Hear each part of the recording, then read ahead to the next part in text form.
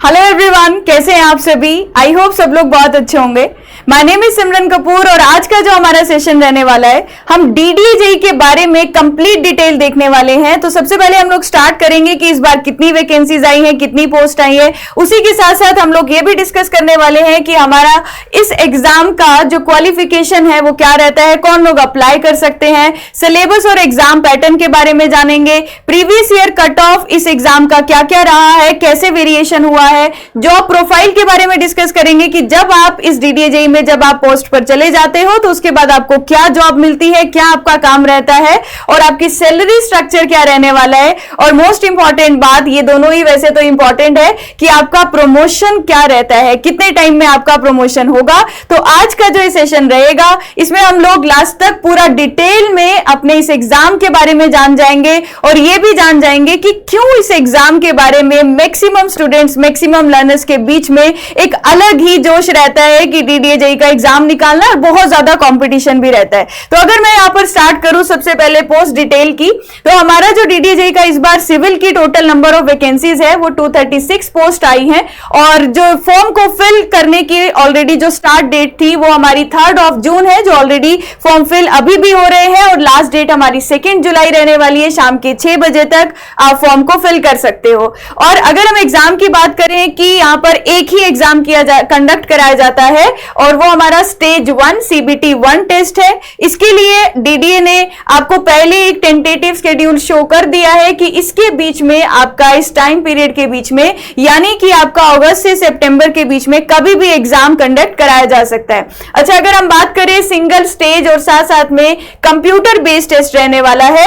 ये civil engineering की जो टोटल 236 पोस्ट है इसमें से अनरिजर्व्ड की 98 नंबर ऑफ पोस्ट है, EWS 23, SC हमारी 35 पोस्ट है, ST 18 और इसी तरीके से बाकी रिजर्व कैटेगरी OBC की 62 और HH और OH और बाकी की 5 और 4 नंबर ऑफ पोस्ट है। अगर हम यहां पर बात करें कि जो डीडीए का आपका CBT टेस्ट होने वाला है, टोटल ये हमारा 120 मार्क्स का एग्जाम होता है और 120 ही क्वेश्चन आपको पूछे जाते हैं। इस 120 मार्क्स में आपको अगर मैं बताऊं तो हमारा 80 मार्क्स का टेक्निकल रहता है और बाकी का जो हमारा 40 मार्क्स है वो हमारा नॉन टेक्निकल पूछा जाता है। अब टेक्निकल का सिलेबस क्या रहता है, नॉन टेक्निकल का सिलेबस क्या रहता है, हम इसके बारे में बात करेंगे। लेकिन बहुत सारे स्टूडेंट्स को ये डाउट था कि मैम यहां पर आपको सिर्फ डिप्लोमा होल्डर्स ही अप्लाई कर सकते हैं या फिर जिन्होंने बीटेक कर रखा है वो भी अप्लाई कर सकते हैं। तो अगर मैं आपको बताऊं तो हमारा जिन्होंने डिप्लोमा कर रखा है वो लोग भी एलिजिबल हैं इस डीडीए के लिए, डीडीए एग्जाम के लिए।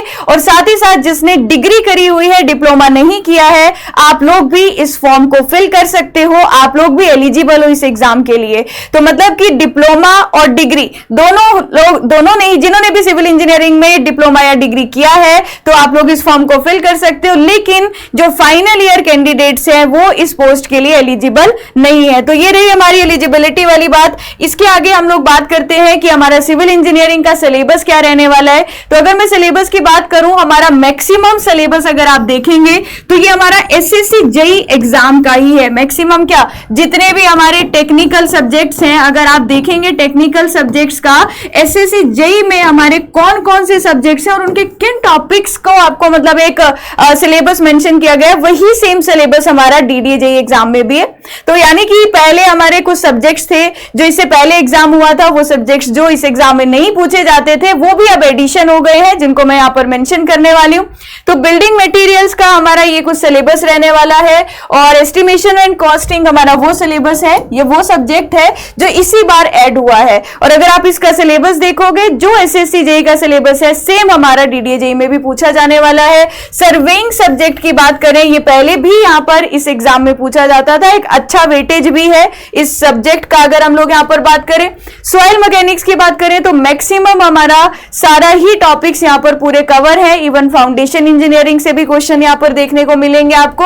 हाइड्रोलिक्स में आपका जो फ्लूइड है, फ्लूइड प्रॉपर्टीज हो गई, हाइड्रोस्टेटिक हो गया, लेकिन साथ साथ में यहीं पर आपको ओपन चैनल फ्लो भी मेंशन किया है, तो हाइड्रोलिक्स में आपको ओपन चैनल फ्लो भी पढ़ना है।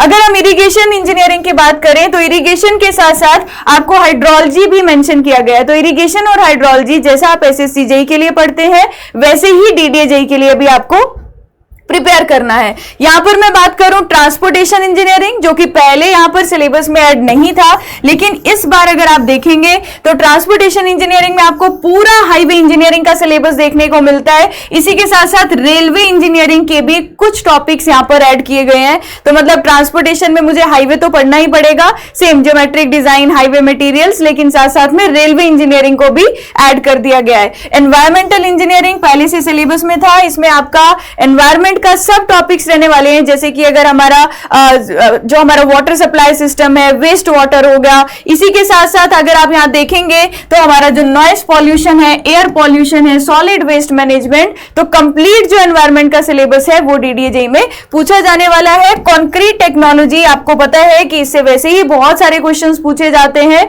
तो ये एक सब्जेक्ट हो गया। इसके अलावा आरसीसी डिजाइन जो आप अच्छे से प्रिपेयर कर भी रहे होंगे फॉर एसएससी जेईई या फिर आपके स्टेट एग्जाम्स के लिए, और स्टील डिजाइन, तो ये हमारे कुछ टेक्निकल सब्जेक्ट्स हैं जो हमारे डीडीए जेईई में पूछे जाते हैं। और ये सारे टेक्निकल सब्जेक्ट का वेटेज जो रहता है वो हमारा 80 मार्क्स रहता है और 80 ही क्वेश्चंस यहां पर पूछे जाते हैं। अगर हम बात करें नॉन टेक्निकल की, तो नॉन टेक्निकल को हम यहां पर 4 कैटेगरीज में देख रहे हैं। तो आपके 10 मार्क्स का यहां पर रीजनिंग पूछा जाता है, 10 मार्क्स का आपका क्वांटिटेटिव एप्टीट्यूड, 10 मार्क्स आपका जनरल अवेयरनेस के हैं और 10 ही नंबर आपके जनरल इंग्लिश के हैं। तो यहां पर अगर हम बात करें, आप रीजनिंग को अच्छा सा प्रैक्टिस कर लेते हो तो आप 10 मार्क्स यहां से स्कोर कर सकते हो। सेम चीज एप्टीट्यूड की भी है। अवेयरनेस का सिलेबस थोड़ा ज्यादा है, तो अगर आप जेईई के लिए, एसएससी जेईई के लिए पढ़ रहे हो तो वही चीज पढ़नी है, कुछ अलग से पढ़ने की जरूरत नहीं है। और इंग्लिश बिल्कुल बेसिक पूछी जाती है, तो थोड़ा बहुत इसको देख लेना है और यहां से ही बन जाएंगे आपके 40 नंबर। तो 40 मार्क्स का आपका नॉन टेक्निकल है। तो यहां से अगर हम टोटल देखें तो हमारे 120 नंबर का ये एग्जाम रहने वाला है और 2 घंटे का टाइम दिया जाएगा 120 क्वेश्चंस को सॉल्व करने के लिए। और इसी के साथ साथ अगर आप क्वेश्चन को गलत करते हो तो नेगेटिव मार्किंग भी यहां पर देखने को मिलती है। अब अगर हम कट ऑफ की बात करें, कट ऑफ से हमें एक आइडिया लग जाता है कि अगर हम इस बार तैयारी करेंगे तो हमें अपना कितना स्कोर का टारगेट रखना पड़ेगा कि अगर हम इतने मार्क्स लेकर आते हैं तो हम आसानी से यहां पर एग्जाम निकाल सकते हैं। तो कंपटीशन मैंने पहले भी बताया यहां पर बहुत ज्यादा है। अगर आप देखेंगे 2018 में जूनियर इंजीनियर सिविल के अनरिजर्व्ड में जो हमारे कट ऑफ मार्क्स था दैट वाज 87.621। वहीं पर जूनियर इंजीनियर अगर आप अनरिजर्व्ड 2023 यानी कि जो इस बार पेपर हुआ था उसमें ये कट ऑफ बढ़ गया है 91.612। सिमिलरली आप बाकी में भी अगर चेक करेंगे सेम चीज है। SC category, ST category, OBC में देखिए 81 मार्क्स से इस बार 87। तो हर एक कैटेगरी का जो आपका बेसिक कट ऑफ था वो इंक्रीज होता हुआ दिख रहा है। वहीं जूनियर इंजीनियर जो इलेक्ट्रिकल और मैकेनिकल की वैकेंसीज आती है उसके लिए कट ऑफ मार्क्स आपका अनरिजर्व का देखिए 2018 में 75.671 था और इस बार वो 79 हो गया। तो हर साल थोड़ा थोड़ा कुछ यहां पर नंबर्स बढ़ते हुए देखने को मिल रहे हैं और इसीलिए आपको जो अपना टारगेट रखना पड़ेगा वो इस स्कोर को सामने कंसीडर करके, इवन इससे ज्यादा भी हो सकता है कि इस बार कट ऑफ जाए, तो हमें अच्छे से प्रिपेयर करना पड़ेगा। प्रिपेयर यानी कि हमें एक स्मार्ट स्टडी करनी पड़ेगी कि कैसे क्वेश्चन डीडीए जेईई में आते हैं। आप उनको एग्जाम से पहले प्रैक्टिस करो, कौन से टॉपिक्स इंपॉर्टेंट है, वो इंपॉर्टेंट टॉपिक्स आपके नहीं छूटने चाहिए, तभी आप इस एग्जाम को निकाल सकते हो। और इसी के लिए इंजीनियर्स वाले ने एक बहुत अच्छी प्लानिंग की है आप लोगों के लिए, जो हम जल्दी ही आप लोगों के लिए लेकर आने वाले हैं और डेडिकेटेड हम डीडीए जेईई के लिए आपको तैयारी कराने वाले हैं। तो आपको ज्यादा टेंशन लेने की जरूरत नहीं है। जैसे आपको गाइड किया जाएगा, जो आपको इंपॉर्टेंट टॉपिक्स कराए जाएंगे, इंपॉर्टेंट क्वेश्चंस करवाए जाएंगे, आपको उनको बिल्कुल वैसे ही पढ़ते जाना है। अगर हम बात करें जॉब प्रोफाइल की तो हमारा ये नाम है दिल्ली डेवलपमेंट अथॉरिटी। तो दिल्ली डेवलपमेंट, तो जितने भी डेवलपमेंट से रिलेटेड प्रोजेक्ट्स होते हैं वहां पर आपको काम करने को मिलता है। या फिर मैं मेनली बोल सकती हूं जैसे कि डीडीए के कुछ फ्लैट्स हैं अपने, तो ज्यादातर यहां पर कंस्ट्रक्शन से रिलेटेड काम होता है। तो वो फ्लैट्स वगैरह बनाना, उनके मैप्स बनाना, वहां कंस्ट्रक्शन, वो साइट वाला काम वो जूनियर इंजीनियर का ही होता है। तो ज्यादातर आपका यहां पर प्लानिंग, डेवलपमेंट और कंस्ट्रक्शन ऑफ हाउसिंग प्रोजेक्ट्स हो गया, कमर्शियल लैंड्स हो गया, लैंड मैनेजमेंट, लैंड डिस्पोजल, या इसके अलावा अगर हम बात करें डेवलपमेंट में आपका सीवरेज सिस्टम डिजाइनिंग, तो इस तरीके की जॉब आपको यहां पर देखने को मिलती है। कई बार कुछ हाईवे से रिलेटेड प्रोजेक्ट्स भी आते हैं। तो जो भी ऐसा काम जिससे दिल्ली में डेवलपमेंट हो तो वो सारी चीजें ये वाली जो हमारा डीडीए है वो देखता है। तो जो कंस्ट्रक्शन से रिलेटेड ज्यादातर काम होगा और उसमें भी मैक्सिमम यहां पर रहता है जो आपके फ्लैट्स वगैरह का कंस्ट्रक्शन है, तो वो काम थोड़ा सा ज्यादा देखने को आपको मिलेगा। अच्छा, अगर हम यहां पर सबसे इंपॉर्टेंट बात करते हैं, जिसमें हर एक स्टूडेंट कहते हैं कि यार अगर हमें किसी एग्जाम को निकालना है तो पहले हमें पता होना चाहिए सैलरी उसकी क्या हमें मिलती है ना, और सैलरी से एक अलग मोटिवेशन मिलती है कि हाँ क्या सैलरी मिलेगी, और साथ साथ में प्रमोशन की हमें प्रमोशन कब मिलता है। तो ये आपको पता भी होना चाहिए अगर आप किसी एग्जाम को फिल कर रहे हो, क्योंकि आपको पता होना चाहिए कि आगे क्या आपको इसमें क्या क्या बेनिफिट्स मिलने वाले। तो अब हम थोड़ी सी बात कर लेते हैं जो हमारा जूनियर इंजीनियर के लिए ग्रेड पे रहता है, दैट इज 4200। बेसिक पे यहां पर 35,400 रुपीज से स्टार्ट होता है, लेकिन इसी के साथ साथ आपका डीए जो कि आपको 12,000 के आसपास मिलेगा। डिपेंड करता है आप कहां पर रहते हैं। आपका हाउस रेंट अलाउंस और जो आपका टीए है ट्रेवल अलाउंस वो आपका 5,000 के आसपास, और हाउस रेंट अलाउंस आपका 10,000 के आसपास आपको देखने को मिलता है अगर आप इन सबको ऐड कर देंगे। तो ये बनती है हमारी ग्रॉस पे। जो हमारी ग्रॉस पे हमें देखने को मिलती है वो अप्रोक्सीमेटली आपका 62,000 आसपास मिलता है, तो 61,816 रुपीज। लेकिन इसी के साथ साथ आपका गवर्नमेंट की कुछ स्कीम्स है, जैसे नेशनल पेंशन स्कीम, उसके कुछ आपके अमाउंट यहां पर डिडक्ट होगा, जो कि आपको बताया आपका ही है, बाद में आपको ही मिलने वाला है। तो अप्रोक्सीमेटली ये 5,000 के आसपास रहता है। तो हमें अगर आप पूछें कि मैम इन हैंड सैलरी हमारी क्या रहती है, तो इन हैंड सैलरी आपका बहुत ही अच्छा अमाउंट है, 57,000 के आसपास रहता है। तो ये हमारा जूनियर इंजीनियर, जब आप इस पोस्ट पर जाओगे तो ये इसके आसपास ही कुछ आपको सैलरी स्ट्रक्चर देखने को मिलेगा।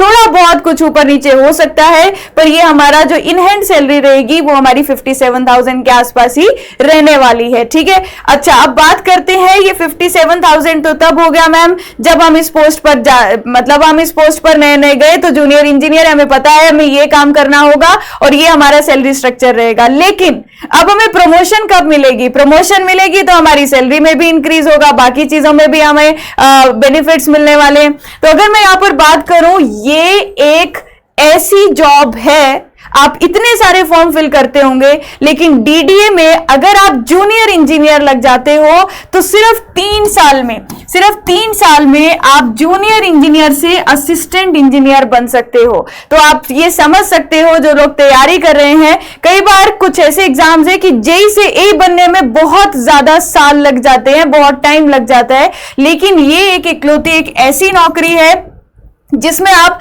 3 साल के 3 इयर्स के पीरियड में जूनियर इंजीनियर से असिस्टेंट इंजीनियर बन सकते हो।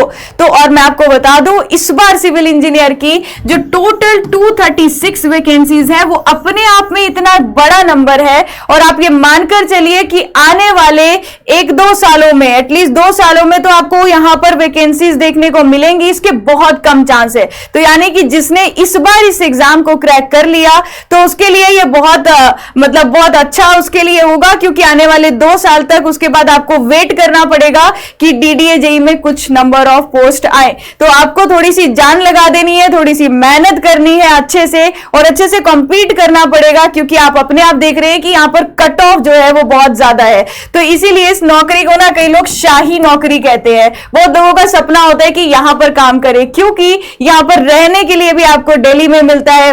और इंपॉर्टेंट चीज बता दूं, आपको एग्जाम देने के लिए भी दिल्ली में आना पड़ेगा, तो आपका एग्जामिनेशन सेंटर भी दिल्ली ही रहेगा। ठीक है, तो यहां पर एईसी जेई बनने में 3 साल आपको लगेंगे और आप असिस्टेंट इंजीनियर की पोस्ट पर होंगे। तो अगर आप इस एग्जाम की तैयारी करना चाहते हैं, आपके मन में बहुत सारे कुछ डाउट्स होंगे, तो अगर जो भी डाउट्स हैं आप उन्हें कमेंट सेक्शन में जरूर बताइएगा। लेकिन इंजीनियर्स वाला की टीम आप लोगों के लिए डीडीए जेई एग्जाम के लिए डेडिकेटेड कुछ प्लानिंग कर रही है, और वो प्लानिंग क्या है, कैसे आपको गाइड किया जाएगा, जल्दी उसके बारे में हम रिवील करने वाले आप लोगों के साथ। तो आपको इस एग्जाम के लिए ज्यादा कोई टेंशन नहीं लेनी है, जैसे जैसे गाइड किया जाता है वैसे वैसे तैयारी करनी है, क्योंकि जब सही गाइडेंस मिलती है तो हम किसी भी एग्जाम को क्रैक कर सकते हैं। तो आपको अगर इस एग्जाम रिलेटेड या आपको फॉर्म रिलेटेड या कोई भी डाउट है तो जरूर कमेंट सेक्शन में बताइए। मैं पूरी कोशिश करूंगी आपके उन डाउट्स, उन क्वेरीज का आंसर करने के लिए, और अच्छे से तैयारी पे जुटे रहिए, क्योंकि ये पोस्ट जो है, ये वैकेंसीज जो है इतनी सारी, ये इस बार देखने को मिल रही है। तो ऐसा समझिए कि एक बहुत अच्छा गोल्डन अपॉर्चुनिटी है कि हम इसको अगर अभी अचीव कर लेते हैं, अगर हम इस एग्जाम को निकाल लेते हैं, तो ये हमारे करियर के लिए बहुत ही पॉजिटिव और बहुत ही अच्छा रहने वाला है। तो चलिए इसी के साथ मैं आज के सेशन को यहीं पर एंड करती हूं, और ऐसे ही कुछ गाइडेंस और आने वाले और सेशन में हम लोग मिलते रहेंगे। तब तक के लिए thank you everyone, and all the very best आप सभी के एग्जाम्स के लिए।